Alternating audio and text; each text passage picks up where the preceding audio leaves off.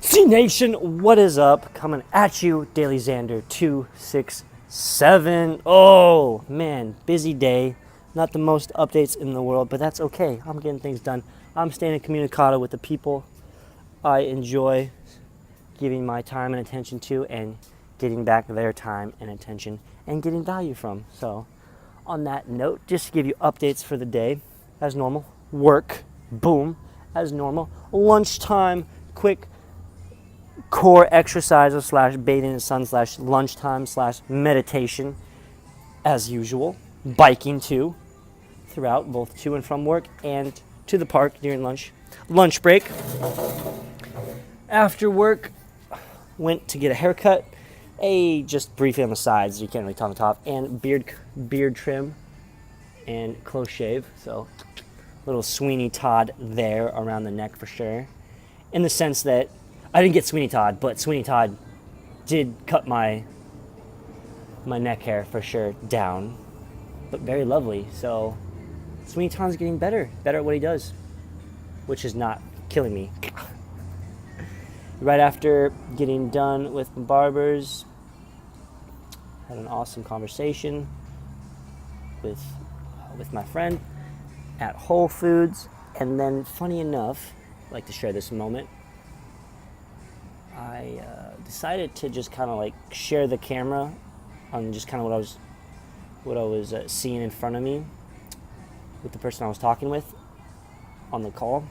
And one of the gals, I just happened to time it out to where I showed it on like 3 people passing by that were exiting the Whole Foods. And one of the girlfriend to the boyfriend, she saw that and she gave me a very distilled, frustrated, angry look. And when I first saw the corner of my eye, I didn't really think much of it. And I didn't really think it was going to be lingering on her mind too long, because I really just flashed it like this long. I was like 1, 2, back kind of thing. Anyways, she went outside, and the boyfriend probably came back a couple minutes later, went up to me, and he's like, "Hey man, my girlfriend's really, really frustrated and very unhappy right now because she thinks you filmed her," kind of thing, without her wanting to be filmed. And just the way I handled it, of course, was very easygoing, and I literally just like patted him on the shoulder kind of thing. I was like, "Oh man, I'm really sorry. I did not mean to offend her in any way," kind of thing. If you want me to, I can totally go outside and I'll apologize right on the spot, and be very genuine about it, of course. And yeah, I could tell he was just like, "Yeah, man, I'm just kind of coming over to talk to you just to say I kind of did." Because he was like, "Yeah, it's no biggie," kind of thing. So it was all very funny. And again, it's just a reminder. Obviously, you got to be consciously aware of where you shine your camera sometimes. And certainly the way I was talking to the person I was talking to, I was probably fairly loud and stood out among the people I was sitting with. So that also lent a hand as far as I wasn't being sneaky about it. I just literally in broad daylight, I was just like, "Hey, look at that," kind of thing, straight out. So it was a funny and in some ways it was a neat little small moment, just because it offered an interaction that it wouldn't have otherwise had.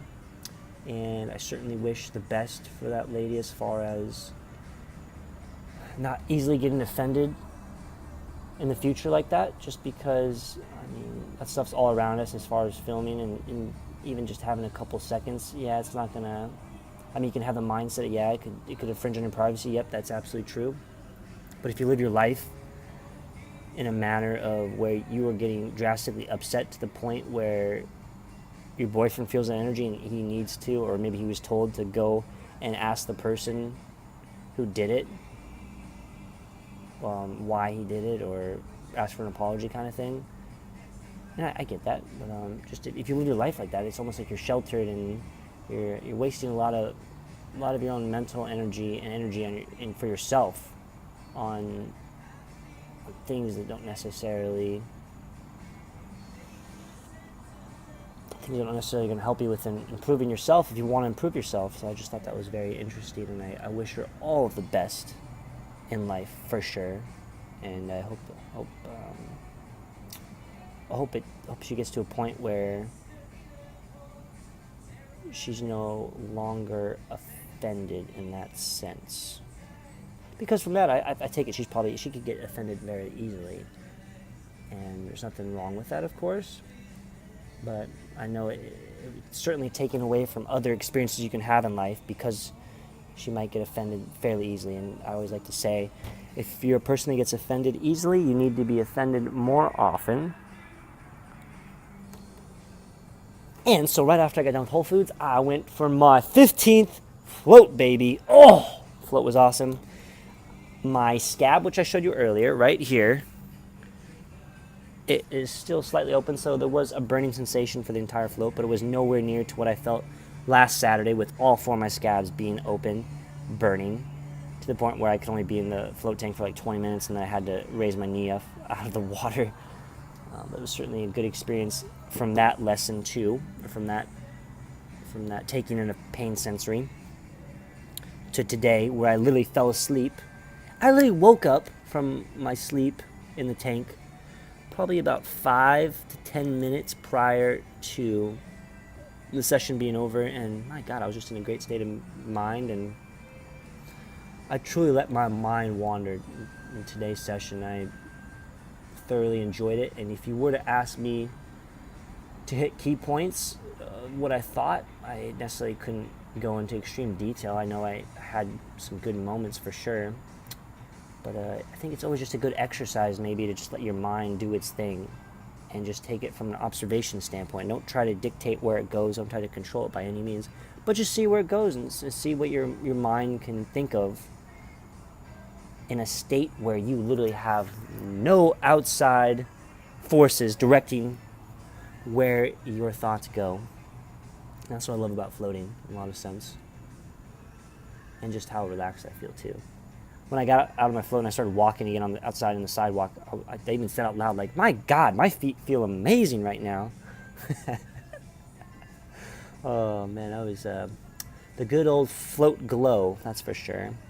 You ask me if somebody ever asked me, how do you stay relaxed or compressed to the sense of you do a lot of things, one thing to the next, how do you always have energy, how do you always have upbeat smile, how do you always just so easygoing, so loosey-goose? Well, it's things like taking practice of some form of a meditation, and meditation can be a whole host of different activities you can take in itself to allow you to have that state of focusing on yourself, focusing on your self-awareness, focus on your breathing, focus on decompression, just hitting the stop, pause button in life, and realizing the bigger picture. You zoom out of where you're at into this giant universe, this giant galaxy, and just realizing, like, wow, this is really something to get tied up about.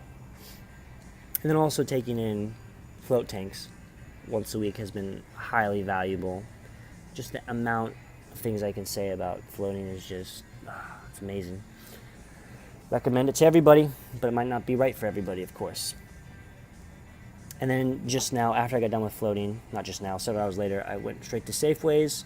I chatted with my dad for about 5 minutes because I just want to share with him what somebody told me as far as just the shock and awe and the disbelief as far as how could somebody like my dad continually put out daily emails to me, and that represents the relationship we have together and shared moments between taking bits and pieces I'm doing in my current life and intertwining it with things that have happened in the past growing up into pictures and writing to continually thrive a very strong relationship that I have with my dad and my father. And I just told him today, like I do a lot of times, I just appreciate everything he does for me, and that how he puts his time and energy and his creative efforts into developing those pieces of content, because they mean a lot to me, and I know the people that read them definitely get value out of it as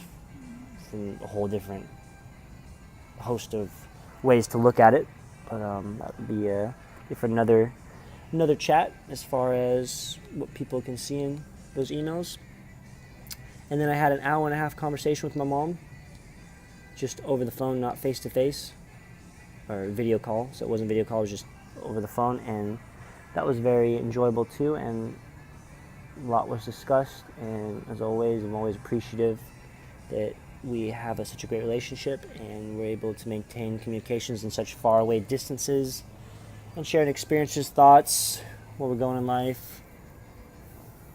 And it's really cool to have a relationship with my mom where